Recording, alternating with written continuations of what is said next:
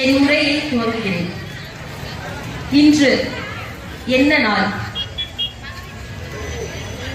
அனைத்து மகளிர் ஆண்ட விடாம வீட்டுக்குள்ளேயே சிறை கைதிகளாக பூட்டி வச்சிருந்த காலம்.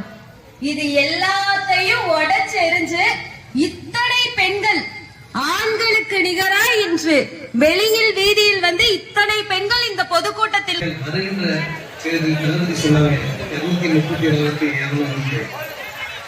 நிச்சயம் உங்க மேல ஒரு நம்பிக்கை வச்சு நான் சொல்றேன். எழுத்து நிக்கிறது நிச்சயம் டெபாசிட் தான் போட்டாங்க. டெபாசிட் தானே எனக்கு செஞ்ச சாதனை சொல்லி தளபதி செஞ்ச சாதனை சொல்லி போட்டி கட்டாலே போகணும் என்று தளபதி பிறந்தநாளுக்கு வாழ்த்துக்களை தெரிவித்துக் கொண்டு அவர்கள் இன்னும் பல மாதம் வாழ்ந்து தமிழ்நாட்டில் தமிழையை கொஞ்சம் சென்று வாங்க.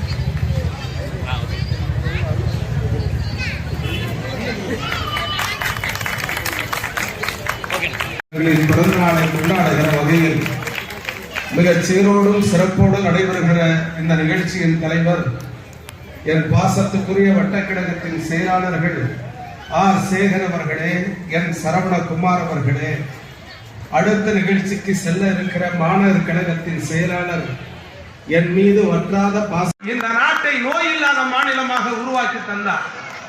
நாங்க 1000 ரூபாய் பெண்களுக்கு உதவி தொகைன்னு சொன்னோம். ஏடிஎம்கேல இருக்கிற எடப்பாடி பழனிசாமி கையை அப்படி ஆட்டி ஆட்டி பேசுவாரு டிவியில.